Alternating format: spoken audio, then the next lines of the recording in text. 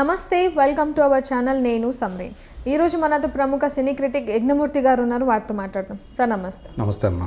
Sir, Guntur కారం Trivikram direct చేసిన లాంటి మూవీ రిలీజ్ అయిన తర్వాత త్రివిక్రమ్ గారు కనిపించట్లేదని చెప్పేసి అనుకుంటున్నారు. ఈ అంశానికి సంబంధించి ఏం చెప్తారు సార్? నిజమే, సినిమా రిలీజు జనవరి 12 రిలీజ్ అయింది ఆ సినిమా గుంటూరు కారం. దానికి ముందు వరకు ప్రీ రిలీజ్ ఈవెంట్ కానివ్వండి, అట్లాగే పబ్లిసిటీ పరంగా ఏవైతే చేస్తారో వాటన్నిటిలో ఆయన కనిపిస్తూ వచ్చాడు. వన్స్ సినిమా రిలీజ్ అయింది, ఆయన అసలు ఏమైపోయాడు మళ్ళీ ఇంతవరకు బయటికి రాలా. సో హీరో వచ్చారు, హీరోయిన్లు వచ్చారు, నిర్మాత వీళ్ళందరూ బయటకు వచ్చారు, దాని గురించి మాట్లాడారు. తర్వాత ఒక పార్టీలో సెలబ్రేషన్స్ కూడా చేసుకున్నారు. సక్సెస్ మీట్ అంటే వాళ్ళ వరకు. అది మళ్ళీ ఇంతవరకు మీడియాని పిలిచి చేసింది లేదు. ప్రొడ్యూసర్ మాత్రం ఒక మీడియా మీట్ పెట్టి ఆయన మాట్లాడారు, ఆయన చెప్పదలుచుకుని చెప్పారు. కానీ త్రివిక్రమ్ అని ఆయన కనిపించట్లేదు. సో దీని మీద రకరకాలుగా అందరూ కూడా కనిపించకపోతే అంతే కదా. త్రివిక్రమ్ లాంటి ఒక డైరెక్టరు ఒక పెద్ద సినిమాని సంక్రాంతికి ఇచ్చి తర్వాత ఏమైపోయాడు అసలు? ఆ సినిమా గురించి మాట్లాడాలి కదా, ఏం జరుగుతుంది ఏంటి. ఒకసారి డివైడ్ టాక్ వచ్చింది, డిజాస్టర్ టాక్ వచ్చినప్పుడు తన సినిమాని తను ప్రొటెక్ట్ చేసుకోవాలి. ఆ ప్రొటెక్ట్ చేసుకోవడానికి ఆయన అస్సలు ప్రయత్నం చేయలేదు. దీంతో ఆయన మీద అందరూ కూడా మహేష్ ఫ్యాన్స్ అయితే చాలా కోపంతో ఉన్నారు.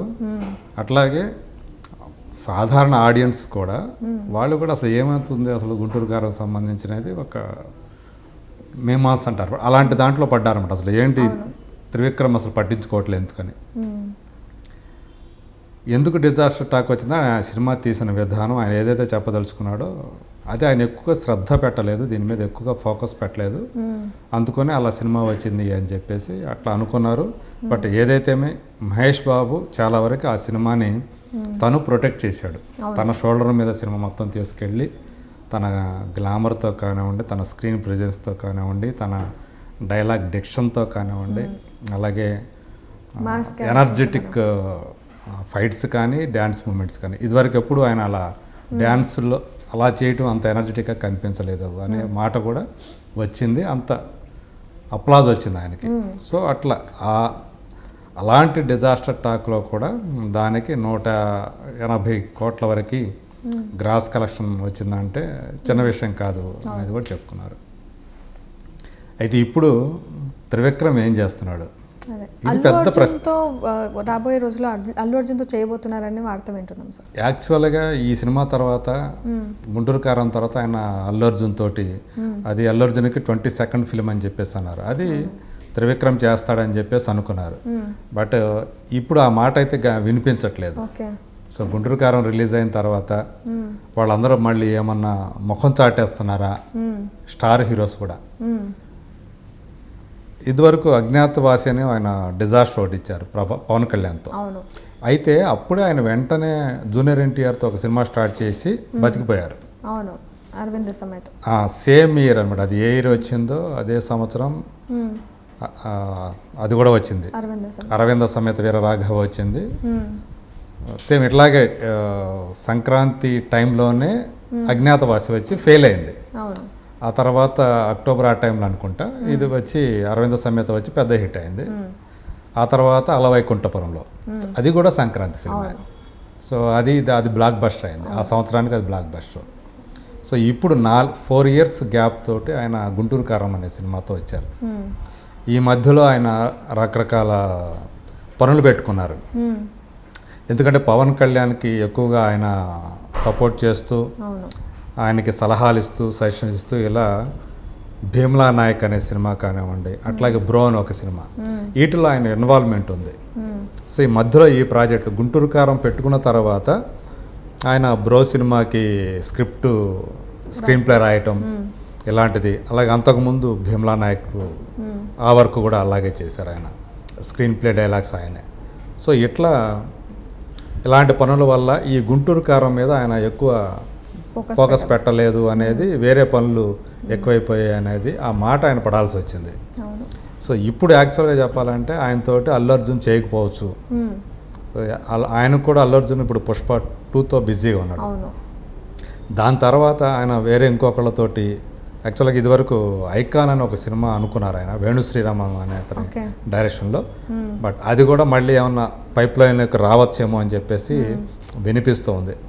మరి ఈ నేపథ్యంలో ఈయన ఎవరితో చేస్తాడు? సో సబ్జెక్టులు నిజంగా రెడీగా ఉన్నాయా, స్క్రిప్ట్ రెడీగా ఉన్నాయా? సో నాని, రామ్ వీళ్ళిద్దరిలో ఎవరో ఒకరితో చేసే అవకాశాలు ఉన్నాయి అని చెప్పేసి అలా వినిపిస్తూ ఉంది. సో గతంలో నితిన్తో ఆయన ఒక ఆ అని ఒక సినిమా చేశాడు. అవును. సో అది పెద్ద హిట్ అయింది, సమంత నితిన్ కాంబినేషన్లో. అట్లాగే ఆయన మళ్ళీ అంటే పెద్ద స్టార్తో కాకుండా నెక్స్ట్ ఎవరైతే వస్తారో ఆ స్టార్స్ తోటి, టైర్ 2 స్టార్స్ అంటారు వాళ్ళతో, అంటే నాని, రామ్ వీళ్ళలో ఎవరో ఒకరు వాళ్ళ పేర్లు వినిపిస్తూ ఉన్నాయి, వాళ్ళతో చేస్తాడా అని చెప్పేసి ఒకటి ఇప్పుడు చర్చ ఒకటి నడుస్తూ ఉందన్నమాట. అది ప్రస్తుతం త్రివిక్రమ్కి సంబంధించినటువంటి పరిస్థితి. సో ఇంకా ఆయన ఏదైనా ఒఫిషియల్గా వచ్చి అనౌన్స్ చేసే వరకు మనం ఏం చెప్పలేము. ఏం చేయబోతున్నారు, ఎవరితో చేయబోతున్నారు, స్టార్ హీరోతో చేయబోతున్నారా లేకపోతే రామ్, నాని, నితిన్ లాంటి వాళ్ళ హీరోతో చేస్తున్నారని చెప్పలేము. అంటే నితిన్ అయితే లేడు, బట్ రామ్ లేదంటే నాని వీళ్ళల్లో ఎవరో ఒకరితో ఆయన చేసే అవకాశాలు ఉన్నాయి అని చెప్పేసి వినిపిస్తూ ఉంది. బట్ నిజమేమిటనేది ఎవరికి తెలియదు. బట్ గుంటూరు కారం ఎఫెక్ట్ అనేది ఆయన ప్రస్తుతం ఆయన కెరీర్కి సంబంధించి గుంటూరు కారం ఒక మచ్చలాగా మిగిలిపోయింది. ఈవెన్ దానికి అంత మంచి కలెక్షన్స్ వచ్చినప్పటికీ కూడా, సో అయినప్పటికీ దానికి గుంటూరు కారంని ఆయన ఎక్కువ శ్రద్ధ పెట్టి తీయలేదు. సో రేపొద్దున కూడా మరి ఏంటి మా పరిస్థితి కూడా ఇలాగే అవుతుందా అని మిగతా స్టార్స్ కూడా అనుకునే ఛాన్స్ ఆయనే కల్పించాడు అలా, ఆ డౌట్ పడేలా. సో ఏంటి అనేది ఆయన నెక్స్ట్ స్టెప్ ఏంటి అనేది మాత్రం అందరికీ ఇప్పుడు ఒక క్వశ్చన్ మార్క్ లాగానే మిగిలింది. ఆయన కూడా అలాగే ఉన్నాడు కదా, ఒక అజ్ఞాతంలోకి వెళ్ళిపోయాడు. అవును కరెక్టే. అది ఇప్పుడు ఎంత వచ్చింది సార్ కలెక్షన్, క్రాస్ కలెక్షన్ అనేది ఇప్పుడు ఇన్ని రోజులకి రిలీజ్ అయినప్పటి నుంచి? ఇక్కడ ఓవరాల్గా చూసుకుంటే ఓవర్సీస్లో ఆల్రెడీ అది ఫెయిల్యూర్ వెంచర్, ఓకే, అంటే లాస్ అయ్యారు డిస్ట్రిబ్యూటర్స్. అలాగే నైజాం తెలంగాణ ప్రాంతానికి దిల్ రాజు కొనుక్కున్నారు ఆయన, డిస్ట్రిబ్యూటర్ ఆయన. సో ఆయన కూడా ఆల్మోస్ట్ ఒక 10 కోట్ల దాకా నష్టపోయే పరిస్థితి కనిపిస్తూ ఉందని చెప్పేసి అంటున్నారు. అంటే నా 42 crores ఎంత అంటున్నారు, ఎప్పటికీ 32, 33 మాత్రమే వచ్చింది.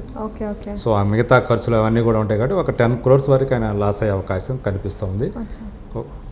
వేరేజ్ ఏపీలో మాత్రం అది కోస్టల్ ఏరియాలో కొన్ని ఏరియాలో బ్రేక్ ఈవెన్ అయింది ఆల్రెడీ. ఈస్ట్ గోదావరి అనే ప్లేసు ఆల్రెడీ బ్రేక్ ఈవెన్ అయింది. అట్లాగే గుంటూరు బ్రేక్ ఈవెన్ అయింది. నెల్లూరు దాదాపు దగ్గరగా వచ్చింది. సో మిగతా ప్రాంతాల్లో అంటే వైజాగ్, ఉత్తరాంధ్ర అంటాం, అది దానికి డబ్బులు రాలా. అలాగే సీడెడ్లో కూడా రాయలసీమ ఏరియాలో కూడా డబ్బులు రాలా. రెస్ట్ ఆఫ్ ఇండియాలో కూడా సేమ్ అట్లాగే ఉంది. సో ఒక 3 ఏరియాస్ మాత్రమే బ్రేక్ ఈవెన్ అయింది, మిగతా అంతా కూడా లాస్ వెంచర్గానే అది కనిపిస్తుంది. ఫ్లాప్లో హిట్ కాకుండా ఫ్లాప్ అయిపోయింది. అంటే ఇప్పుడు చెప్పాలంటే మరీ డిజాస్టర్ కాదు, యావరేజ్ అనుకోవచ్చు, ఒక యావరేజ్ స్టేటస్కి అది వచ్చిందని చెప్పేసి అనుకోవాలి. ఓకే.